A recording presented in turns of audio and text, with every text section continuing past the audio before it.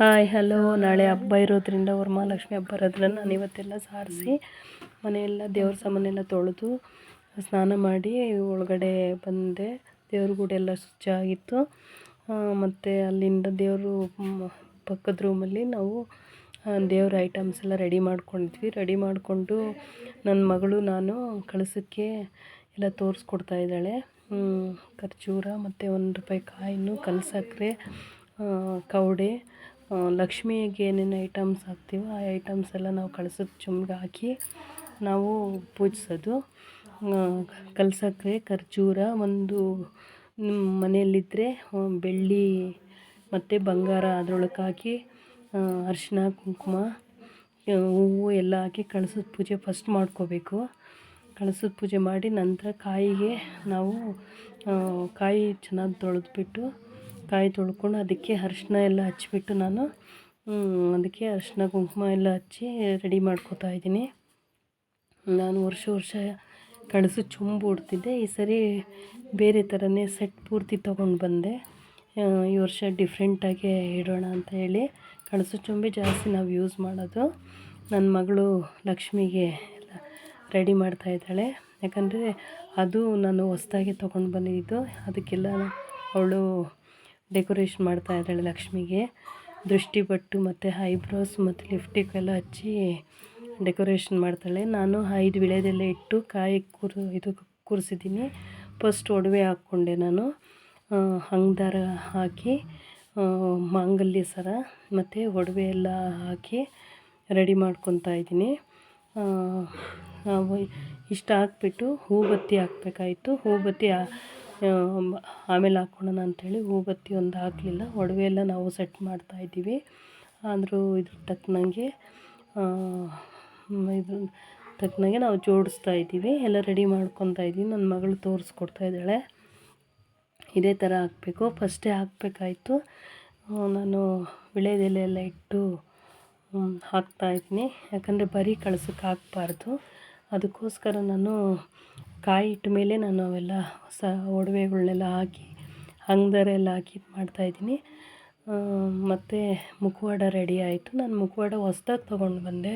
ಹೊಸ್ದಾಗಿ ತೊಗೊಂಡು ಬಂದಿದ್ದು ಅಂದರೆ ಲಾಸ್ಟ್ ಟೈಮು ತೊಗೊಂಡು ಬಂದು ಸ್ವಲ್ಪ ಚಿಕ್ಕದಾಗಿತ್ತು. ಈ ಸರಿ ಸ್ವಲ್ಪ ಇದ್ರ ತಕ್ಕನಾಗೆ ಚೊಂಬಿದ ತಕ್ಕನಾಗೆ ನಾವು ತರೋಣ ಅಂತೇಳಿ ಸ್ವಲ್ಪ ದೊಡ್ಡದು ತೊಗೊಂಡು ಬಂದೆ. ತುಂಬಾ ಚೆನ್ನಾಗಿತ್ತು.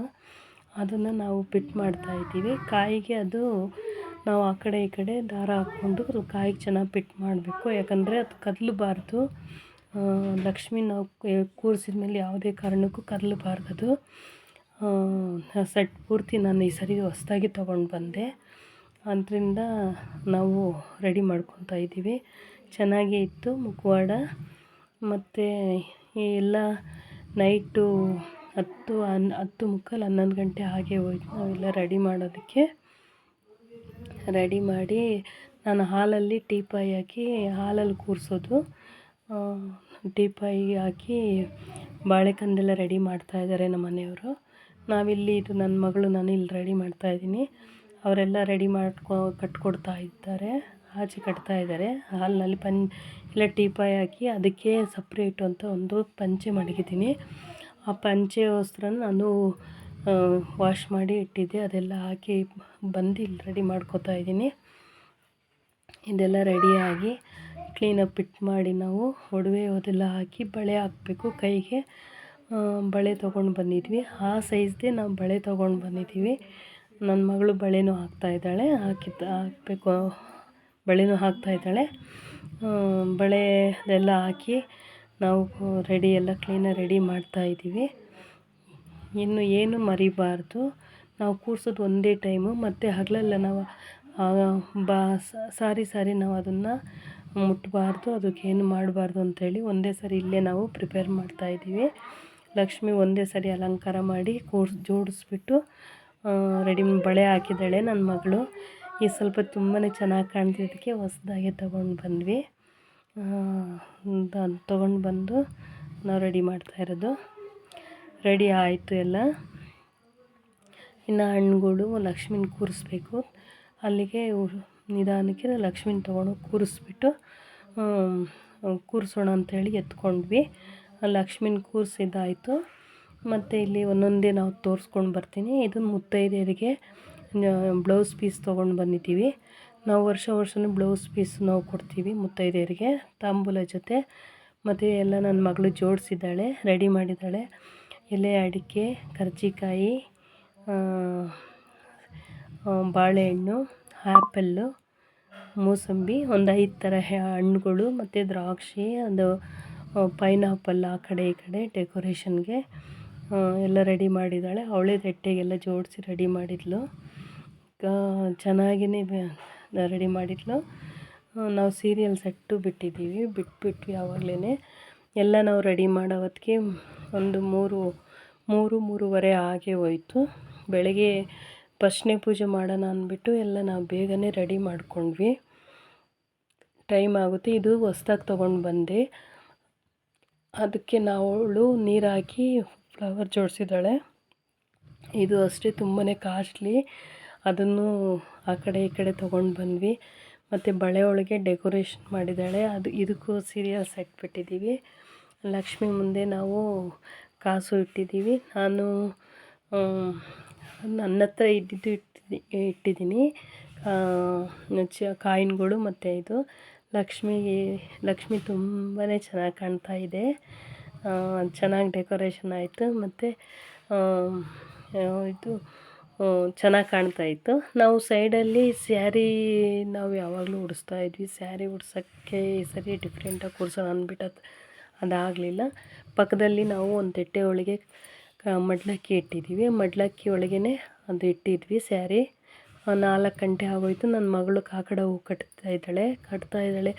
ಅವಳು ಪಾಪು ಅಳ್ತಾ ಇದ್ದರಿಂದ ಅವಳು ಪಾಪುಗೆ ಹಾಲು ಕೊಡೋಕೆ ಹೋದ್ಲು. ನೆಕ್ಸ್ಟ್ ಇನ್ನೇನು ಮಲಗೋದು ಅಂತ ಹೇಳ್ಬಿಟ್ಟು ನಾನು ಅಡುಗೆ ಇಟ್ಟು ಹೋಳಿಗೆ ಮಾಡೋಣ ಅಂಥೇಳಿ ರೆಡಿ ಮಾಡಿದೆ. ಹೋಳಿಗೆಗೆಲ್ಲ ರೆಡಿ ಮಾಡಿಕೊಂಡು ಬೇಳೆ ಬೇಯಿಸ್ಕೊಂಡು ಒಬ್ಬಟ್ಟು ತೊಡ್ತಾಯಿದ್ದೀನಿ ನಾನು. ಮತ್ತು ಬೆಳಗ್ಗೆ ಆಗಿ ಹೋಯಿತು. ರೆಡಿ ಮಾಡಿ ಇನ್ನೇನು ಮಲಗೋದೇನು ಬೇಡ ಅಂತ ಹೇಳ್ಬಿಟ್ಟು ಫಸ್ಟ್ನೇ ಪೂಜೆ ಮಾಡಿದ್ದೆ ಆಗಲೇ ನಾನು. ಇವಾಗ 2ನೇ ಪೂಜೆ ಇದು. 2ನೇ ಪೂಜೆ ಅಂದರೆ ನಮ್ಮ ಮನೆಯವರು ಎಲ್ಲ ಅಡುಗೆ ರೆಡಿ ಆಗಿತ್ತು. ಎಡೆ ಹಾಕ್ಬಿಟ್ಟು ನಮ್ಮ ಮನೆಯವರು ಪೂಜೆ ಮಾಡ್ತಾಯಿದ್ದಾರೆ. ದಿವಾನ ಹಾಕಿದ್ದೀನಿ, ಟೀಪಾಯಿ ಮತ್ತು ದಿವಾನ ತುಂಬಾ ಚೆನ್ನಾಗಿ ಬಂತು ಈ ಸರಿ. ನನ್ನ ಮಗಳಿದ್ದು ಇದಕ್ಕೆ ತುಂಬ ಹೆಲ್ಪ್ ಆಯಿತು. ಟೀಪಾಯಿ ಎಲ್ಲ ಹಾಕಿರೋದು ಚೆನ್ನಾಗಿ ಕಾಣ್ತದೆ. ಮಹಾಮಂಗಳಾರತಿ ಆಗ್ತಾಯಿದೆ ಇವಾಗ. ನಮ್ಮ ಮನೆಯವರು ಮಹಾಮಂಗಳಾರತಿ ಮಾಡ್ತಾಯಿದ್ದಾರೆ. ಎಲ್ಲ ಅಡುಗೆ 10:30 ಒಳಗೆ ನಾವು 10 ಗಂಟೆ ಆಯಿತು ಎಲ್ಲ ರೆಡಿ ಮಾಡೋದಕ್ಕೆ. ಯಾಕಂದರೆ 10:30 ಮೇಲೆ ಮಾಡಬಾರ್ದು, ರಾಹುಕಾಲ. 10:30ಇಂದ 12 ಗಂಟೆವರೆಗೂ ರಾಹುಕಾಲ ಇರುತ್ತೆ. ಮತ್ತು ನಾನು ನಮ್ಮ ಮನೆಯವರು ಅಕ್ಷತೆಗಳು ಹಾಕಿ ನಮಸ್ಕಾರ ಮಾಡ್ಕೊತಾ ಇದ್ದೀವಿ. ನಾವು ವರ್ಷವೂ ಇದೇ ಥರ ಪೂಜೆ ನಮ್ಮ ಮನೆಯಲ್ಲಿ ಆಗ್ತಾಯಿರುತ್ತೆ. ಒಂದು ವರ್ಷವೂ ತಪ್ಪಿಸಿಲ್ಲ ನಾವು. ಯಾಕಂದರೆ ಆ ಮಹಾಮಾತೆ, ಆ ಜಗನ್ಮಾತೆ, ಆ ಜಗದೀಶ್ವರಿ ಅಷ್ಟೇ ನಮ್ಮನ್ನು ಕಾಪಾಡ್ಕೊಂಡು ಹೋಗಿದ್ದಾಳೆ. ಪೂಜೆ ಎಲ್ಲ ಆಯಿತು. ಮತ್ತು ನಮ್ಮ ಅಳಿಯ ಬಂದಿದ್ದರು. ನಮ್ಮ ಅಳಿಯ ನಮ್ಮ ಮನೆಯವರು ಎಲ್ಲ ಊಟಕ್ಕೆ ಬಡಿಸ್ತಾ ಇದ್ದಾರೆ. ನನ್ನ ಮೊಮ್ಮಗವನು, ನಾವು ಊಟ ಮಾಡ್ತಾಯಿದ್ದೀವಿ. ಅವನು ಬಡಿಸ್ತಾ ಇದ್ದಾನೆ. ನನ್ನ ಮಗಳು ನಾನು ಊಟ ಮಾಡ್ತಾಯಿದ್ದೀವಿ. ಹೋಳಿಗೆ ಮತ್ತು ಅನ್ನ ಸಾಂಬಾರು ಹಬ್ಬದ ಊಟನೇ ಹಬ್ಬದ ಅಡುಗೆನೇ ಮಾಡಿದ್ವಿ. ಅದರಲ್ಲಿ ಸ್ವಲ್ಪ ಟೈಮ್ ಆಗೋಯಿತು. ಹಪ್ಪಳ ಅದು ತೆಲ್ಸ್ಲಿಕ್ಕೆ ಆಗಲಿಲ್ಲ. ಮೊಸರು ಬಜ್ಜಿ, ಚಿತ್ರಾನ್ನ, ಅನ್ನ ಸಾಂಬಾರು, ಹೋಳಿಗೆ ಇಷ್ಟು ರೆಡಿ ಮಾಡಿದ್ವಿ. ಅವನು ತುಂಬ ತೀಟೆ. ಅವನೇ ಬಡಿಸ್ಬೇಕು ಅಂತ ನಮ್ಗೆ ಅವನೇ ಬಡಿಸ್ತಾ ಇದ್ದಾನೆ. ಊಟ ಮಾಡಿಕೊಂಡ್ವಿ. ಊಟ ಎಲ್ಲ ಮಾಡಿಕೊಂಡು ಅಲ್ಲಿಂದ ಅವನು ಇನ್ನೂ ಟೈಮ್ ಇತ್ತು. ಇದೆಲ್ಲ ನಾವು ಕ್ಲೀನ್ ಮಾಡಿಬಿಟ್ಟು ಇನ್ನೂ ಟೈಮ್ ಐತೆ ಅಂತ ಹೇಳಿ ಸಂಜೆ ಆಗೇ ಹೋಯಿತು. ಸಂಜೆ ಎಲ್ಲ ಮುತ್ತೈದೆಯರು ಬಂದರು. ನಾನು ಕೂಗಕ್ಕೆ ಹೋಗಿದ್ದೆ. ನನಗೆ ವರ್ಷವೂ ಮುತ್ತೈದೆನ ಕರೆದು ಬರ್ತೀನಿ ನಮ್ಮೂರಲ್ಲಿ. ನಾವು ಮನೆ ಇರೋದ್ರಿಂದ ಎಲ್ಲರೂ ಬರ್ತಾರೆ, ಒಟ್ಟಾಗೆ ಬರ್ತಾರೆ. ಮುತ್ತೈದೆಯರು ಬಂದರು. ಒಂದೇ ಟೈಮಲ್ಲಿ ಒಂದು 7ರಿಂದ 8 ಜನ ಮುತ್ತೈದೆಯರು ಬಂದರು.